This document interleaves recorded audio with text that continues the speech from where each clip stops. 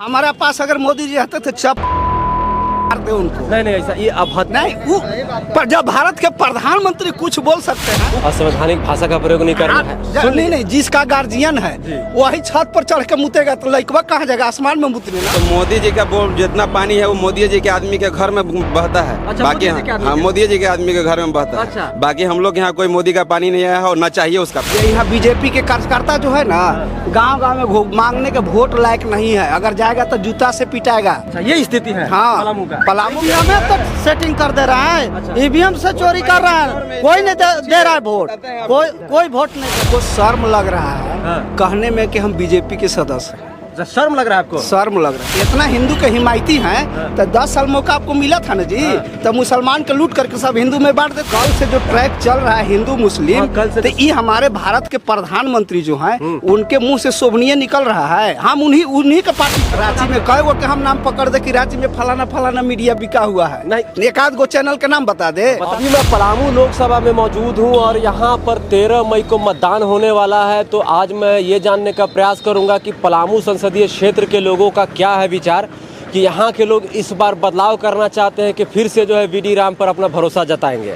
जैसा कि आप सभी जानते हैं कि देश में लोकतंत्र का महापर्व मनाया जा रहा है। पहले फेज़ में जो है चुनाव हुआ, सबसे आश्चर्यजनक ये हुआ कि बिहार के चार लोकसभा सीट पर चुनाव हुआ, जहाँ पर जो है मतदान सिर्फ और सिर्फ 49% हुआ।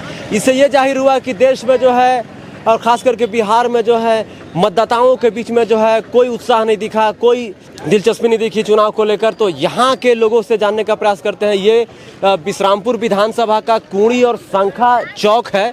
यहाँ के लोगों से जानने का प्रयास करते कि यहाँ के लोग जो इस चुनाव में किस प्रकार से देखते हैं, इस चुनाव में जो इनका जो है मुद्दा क्या है। चाचा क्या नाम हुआ आपका? इधर देखिए, क्या नाम है? हमारा नाम शेख आजाद नाम। शेख आजाद।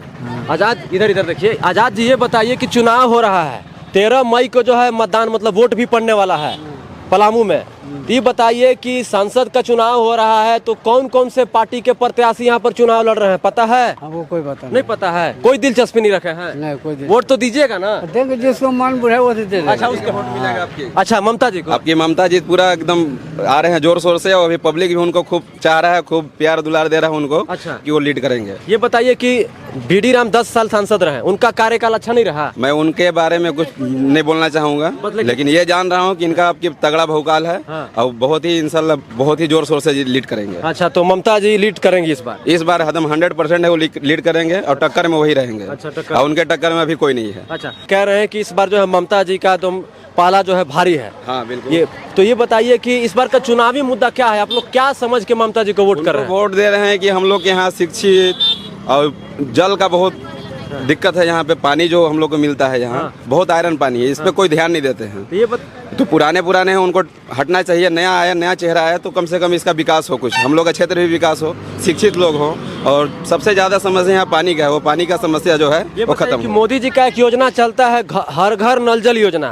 तो हर घर में जो है नल के द्वारा पानी पहुँचाया जाता है। तो आपके क्षेत्र में सबके घर में पानी नहीं आता है नलवा से? वो तो मोदी जी का जितना पानी है वो मोदी जी के आदमी के घर में बहता है। बाकी हाँ मोदी जी के आदमी के घर में बहता है। बाकी हम लोग यहाँ कोई मोदी का पानी नहीं आया है और न चाहिए उसका पानी। अच्छा नहीं चाहिए हमको, उसका कोई पानी नहीं चाहिए, उससे कोई हम लोग को कोई लाभ नहीं है और कोई चाहिए भी नहीं उससे। अच्छा ये बताइए कि आप कह रहे हैं कि मोदी जी से कोई लाभ नहीं है ना, आपको उनका पानी चाहिए। तो ये जो आप देखिए एक्सप्रेसवे हाईवे सड़क जो बन रहा है तो सब उन्हीं का मोदी जी पर्सनल घर से लाके लगा रहे हैं क्या? क्योंकि हम लोग टैक्स भर रहे हैं, वही पैसा का बन रहा है। योजनाएं तो वही लोग योजना ला रहे हैं तो इसको दे कौन रहा है? पब्लिक, हम ही लोग तो टैक्स भर रहे हैं ना, हम लोग गाड़ी चला रहे हैं। जब आम जनता देश के प्रधानमंत्री है ना, प्रधानमंत्री है तो कितना बर्बाद किए ये नहीं देख रहे हैं? ये सब नहीं बोलते हैं आप लोग। हम लोग ये भी आप बोलिए कि कितना महंगाई बढ़ा है, दूध पे टैक्स लगा दिया है, राशन पे टैक्स लगाया है, कोई सरकार टैक्स लगाया है? ये आप अपनी बात को रखिए, आपको इसीलिए कह रहे ना कि मोदी जी की कहानी खत्म है, लेकिन कुछ भक्त लोग हैं अभी खाए बिना मर रहे हैं। कुछ और ज्यादा जब स्थिति खराब होगा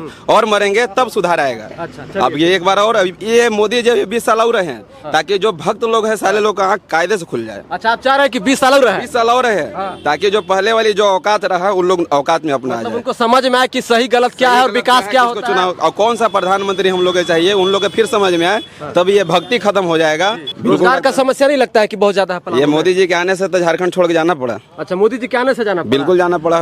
13 साल से नहीं था तो हम लोग का बहुत अच्छा काम चल रहा था। हम यूपी में बहुत खुश थे, बहुत अच्छा था। जब से मोदी जी आया, टैक्स लगाया, GST लगाया, तब से हम लोग का काम जो है चौपट हो गया। तो मजबूरन हमें आकर के यहाँ गाड़ी लेना पड़ा। जी चलिए, क्या नाम है आपका दादा? विनोद पासवान। पासवान जी, ये बताइए कि चुनाव का माहौल है। पहले तो ये बताइए हाँ। कि चुनाव क्यों होना चाहिए और चुनाव का अस्तित्व क्या रह गया है भारत में? नहीं रह गया है? रह गया है क्या? आप पत्रकार, आप नहीं चला रहे देखिए, हैं। नहीं, अरे हम इसलिए पूछ रहे हैं, देखिए नहीं, आपसे ही नहीं, मेरा सुन, सवाल हाँ है। बिल्कुल। तो आप ये कहना चाह रहे हैं कि जिस प्रकार से ईडी, सीबीआई, आयकर विभाग का जो कार्रवाई हो रहा है, मुख्यमंत्री को जेल में डाला रहा है, निष्पक्ष तरीके से चुनाव नहीं हो रहा, यही कहना चाह रहे हैं ना? आपका मेन मकसद ये इसी बात पॉइंट? आपको क्या लगता है? हम नहीं, आपसे ही पूछ रहे हैं, आपको क्या लगता है? हमसे मत पूछिए प्लीज। मैं आप नहीं, देखिए आप देखिए, मैं देखिए हाँ आप लोग वरिष्ठ लोग हैं, आप लोग चौथा स्तंभ जी, है। जी। चौथा स्तंभ है। जब आप लोग ही को समझ में नहीं आ रहा है कि चुनाव का महत्व, ये 5 साल में जो त्योहार आता है, हाँ बिल्कुल, उसमें निष्पक्ष होना चाहिए। हाँ। हैं? तो कहाँ दिक्कत है? वही तो मैं जानना चाह रहा हूँ, बताइए सरकार को। आपको नहीं पता है? हमको पता है, लेकिन आप कहिएगा। आपको जब सब कुछ पता है और मोदी जी के पते हैं, हाँ। तो सब तो मिल रहे हैं। आप लोग पत्रकार से लेकर के, मीडिया से लेकर के, मोदी से लेकर के, सुनिए आप ना, सब तो मिल लेबे किए पासवान जी, हैं। वो दिल्ली वाला मीडिया, हम लोग रांची वाला मीडिया, हम लोग नहीं मिले हैं। का हम लोग बात आपके लिए चलिए ना, हैं। रांची में कई गो के हम नाम पकड़ दे कि रांची में फलाना फलाना मीडिया बिका हुआ है। नहीं। एक आध गो चैनल के नाम बता दे। बता दीजिए। टीवी बिहार, हाँ। ये रांची वाला न्यूज 18 झारखंड। ये सब न्यूज 18 झारखंड जानते हैं किसका चैनल है? वो सब अंबानी जी का चैनल है। या तो हम लोग हम तो कहिए रहे हैं आपको, अगर कांग्रेस जी। विपक्ष गलत कर रहा है तो चैनल वाला के गलत दिखाना चाहिए। हाँ, बिल्कुल बिल्कुल। अगर जो पक्ष में है, अगर वो गलत है तो सवाल वहाँ भी पूछना बिल्कुल, चाहिए। एकदम सही बात अगर है। पत्रकार के ये भी पता नहीं है कि हमारे जो भी चीज हो रहा है, तो एक पक्ष के लेकर के अभी जो अभी चुनाव मुद्दा पर होना चाहिए। जी, बिल्कुल सही। आप सत्ता में नहीं थे जी, तब तक आप विपक्ष पक्ष वाला से सवाल किए, लेकिन जब आप 10 साल का रहे सरकार में, तो अपना उपलब्धि जोड़ा बताना चाहिए ना। सही बात है। उपलब्धि न होना बिल्कुल चाहिए कि correct हम ये बोलते हैं कि आज से 70 साल पहले क्या हुआ। अरे 70 साल तो पहले लंगटे आदमी चलता था। आप ही कह रहे हैं कि 2006 में मनमोहन सिंह ऐसे बोले थे, और 2006 में बोले थे, नहीं बोले 2006 के बाद 14 में आप आए, 19 में आए, इसमें आपको याद नहीं पड़ा था? पढ़ना चाहिए कि नहीं? बिल्कुल। आज 24 में याद पड़ रहा है।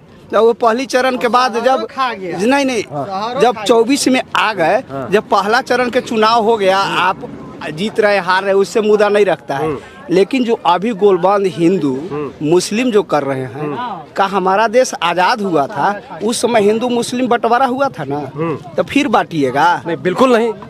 नहीं 24 में फिर बांट दीजिएगा।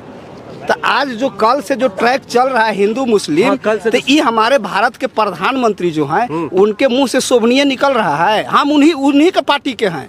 अच्छा, हम बीजेपी में हैं। अच्छा, वोट भी देंगे बीजेपी को। हाँ। लेकिन ये बताइए कि ये हमारे जो भाईचारा जो है वो खराब कर रहे हैं कि नहीं? यहाँ 90% मुसलमान हैं जी, और हम यहाँ 5% लोग हैं यहाँ अभी उपस्थित। जी, ये भाईचारा से हम लोग इस स्टैंड पर बैठे हुए हैं और काल से ट्रैक चला रहे हैं कि हिंदू को लूट करके मंगलसूत्र मुसलमान के दे दिया जाएगा। क्या आज तक ले हुआ है ऐसे? बिल्कुल नहीं। मैंने प्रधानमंत्री बने तो मुसलमान से लूट करके हिंदू के कहन, इतना हिंदू के हिमायती हैं तो 10 साल मौका आपको मिला था ना जी, तो मुसलमान के लूट करके सब हिंदू में बांट देते। क्या नहीं बांट दिए? खाली वोट लेने के लिए हिंदू मुस्लिम लड़ाइए गए आप। ये बताइए कि वोट लेने के लिए ये पर कम्युनल जो राजनीति होता है, धार्मिक, जाति, धर्म, ये कितना सही है? हमारा पास अगर मोदी जी रहते थे चप्पल निकाल के उनको। नहीं ऐसा ये अब नहीं, वो पर जब भारत के प्रधानमंत्री कुछ बोल सकते हैं, वो गरिमा पोस्ट पर हैं, भारत के सबसे सर्वश्रेष्ठ पर है, तो हम आम पब्लिक है, हमको उतना नहीं बुझा रहा है। हम अगर उनके पैरेलल में रहते तो आज हम भारत के प्रधानमंत्री रहते। हम उनको पैरेलल में नहीं है। जब हमारे जो वरिष्ठ लोग हैं इस तरह से अशब्द असंवैधानिक बात कर रहे हैं, तो आम पब्लिक तो कुछ भी कह सकता है। पासवान जी देखिए, असंवैधानिक भाषा का प्रयोग नहीं करना है। नहीं, जिसका गार्जियन है वही छत पर चढ़ के मुतेगा तो लड़कवा कहाँ जाएगा? आसमान में मुतने ना। जी, ये सुनिए ना, मैं ये कह रहा हूँ, आपको अभी अधिकार मिला है। अभी अधिकार ये है कि अभी बदल सकते हैं आप। देखिए, अभी हर 5 साल में जो है एक बार चुनाव होता है, विधानसभा का हो अलग अलग स्टेट में, या फिर लोकसभा का 5 साल में, तो अभी आप लोग को मौका मिला है तो बदल दीजिए फिर नाथ के। हम बदल देंगे। ईवीएम तो सेटिंग कर दे रहा है, ईवीएम से चोरी कर रहा है, कोई नहीं दे रहा है वोट, कोई वोट नहीं दे रहा है। क्या लग रहा है पासवान जी, ईवीएम वाला बात क्या लग रहा है? आप पढ़े लिखे हैं। देखिए हम ईवीएम पर सवाल नहीं उठाना चाहिए। नहीं उठा दे रहे हैं। ये बताइए कि जब आप कह रहे हैं कि हमको 400 पार आएगा, 400 प्लस आएगा, जब 400 प्लस ही आएगा, हमारे मोदी जी को इतना जब पूरे विश्वास है कि 400 प्लस आएगा, तो अब वो काहेला चुनाव में जा रहे हैं? नहीं जाना चाहिए उनको, तो बैठ जाना चाहिए, प्रचार प्रसार बंद कर देना चाहिए। अरबों खरबों रुपया लगा करके, टेंट लगा करके इल्लू में पब्लिक को काहेला मुआ रहे हैं? जब 400 पारे हो जा रहे हैं तो काहेला लगा रहे हैं भाई? इधर आइए, ये बताइए कि एक बहुत बड़ा मुद्दा चल रहा है पासवान जी, आपका नाम? सद्दाम हुसैन। सद्दाम जी, जैसे जिस प्रकार से ईडी, सीबीआई, आयकर विभाग का उपयोग किया जा रहा है, विपक्ष का ऐसा आरोप है कि हम लोग को जो है जानबूझकर फंसाया जा रहा है, प्रताड़ित किया जा रहा है। जब चुनाव आ रहा है तो कांग्रेस का जो खाता है उसको सीज कर दिया जा रहा है। हेमंत सोरेन जी को जेल में डाल दिया गया, केजरीवाल जी को जेल में डाल दिया गया है, तो इस पे क्या कहना चाहिए? हमको शर्म लग रहा है कहने में कि हम बीजेपी के सदस्य हैं। शर्म लग रहा है आपको? शर्म लग रहा है। ये भाई जी चोर हैं, दूसरे घर में हैं तो ये चोर हैं, समझ गए? और जब मेरे पास आ गए तो ये भारत के सबसे बढ़िया साधु हो गए। अच्छा, हाँ।